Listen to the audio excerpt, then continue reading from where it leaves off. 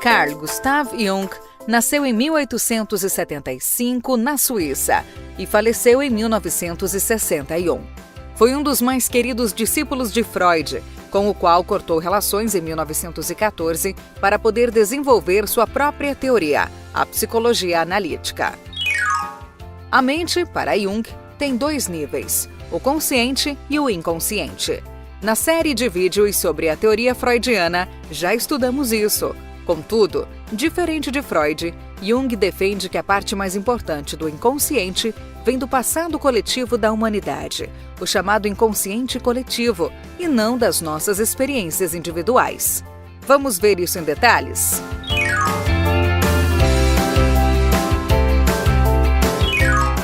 O ego, na teoria de Jung, é o centro da consciência, e não o centro da personalidade como defendia Freud.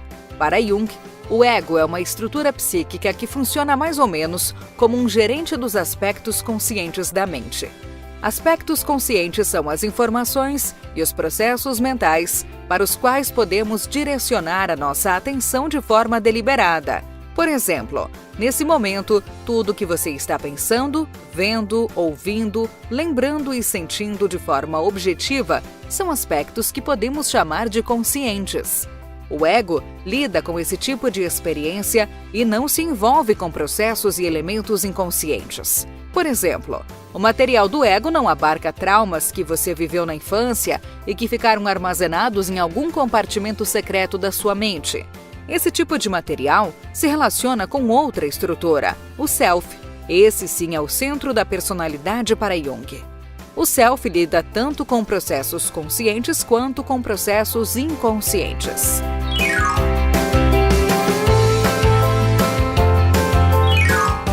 O self é o centro da personalidade, e embora ele abarque sim os aspectos conscientes da mente, o self é, em grande medida, inconsciente. Esse inconsciente é tão importante que Jung afirma que os aspectos conscientes da personalidade não devem ser expandidos em excesso, ou ocorrerá o adoecimento psicológico. Percebe-se aqui uma flagrante divergência entre Jung e teóricos de outras abordagens, como Carl Rogers e Alfred Adler, que consideram que os aspectos conscientes da mente devem sim se sobrepor aos inconscientes.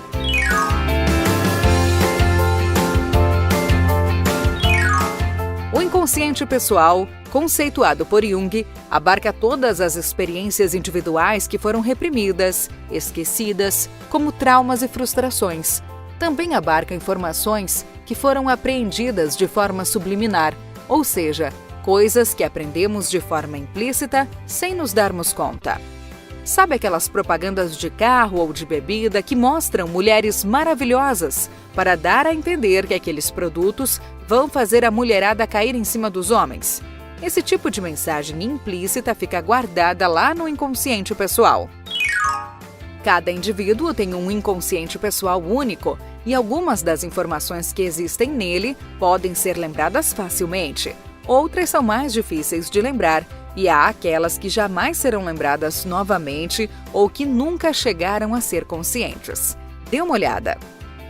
Research comes to the question of the unconscious. There things become necessarily blurred, because the unconscious is something which is really unconscious. So you have no object, you see nothing. No. You only can make inferences, you know. And so we have to create a model of this possible structure of the unconscious because we can't see it. Now you see, he came to the concept of the unconscious chiefly on the basis of the same experience I had made in the association experiment, namely that people reacted. They said things, they did things without knowing that they did it or said it. The simple fact Freud had based his idea of the unconscious on, because that is kind of what you can see time and again, that people, for instance, make a mistake in speech, or that they say something which they didn't mean to say, that just make ridiculous mistakes, you know. There are no end of stories, you know about how people can betray themselves by saying something that they didn't mean to say at all. Yet, the unconscious meant him to say that thing, just that thing. Yeah.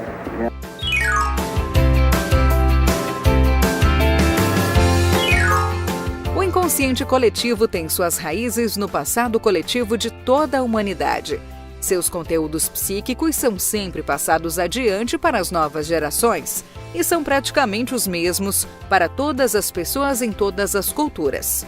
Conceitos universais relacionados a deuses, maternidade, água, terra e por aí vai, formam o conteúdo psíquico do inconsciente coletivo, alimentado desde as primeiras experiências que nossos antepassados tiveram com essas ideias.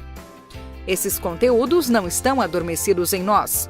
Eles influenciam ativamente nossa vida mental e nosso comportamento.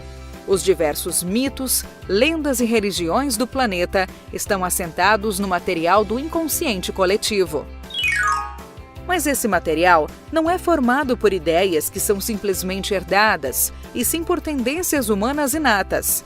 Jung afirma que temos certas tendências e predisposições para agir e reagir dessa ou daquela forma diante de certas situações, como todos os outros animais. Vejamos o que ele diz. You know what a behavior pattern is. Yes. Now, the way in which, say, a weaver bird builds its nest, that is an inherited form in him. He will apply all certain symbiotic phenomena between insects and plants. They are inherited patterns of behavior. And so man has, of course, an inherited scheme of functioning. You see, his liver and his heart and all his organs and his brain will always function in a certain way, following its pattern. We only have a great difficulty of seeing it because we cannot compare.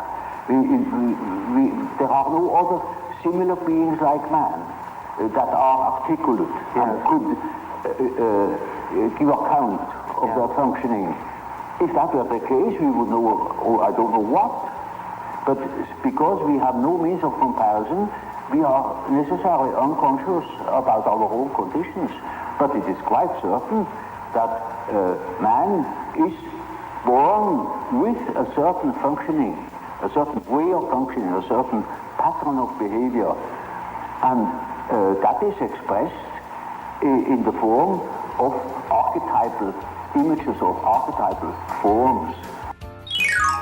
No próximo vídeo, vamos conhecer os arquétipos que habitam nosso inconsciente coletivo, uma das partes mais fascinantes da teoria junguiana.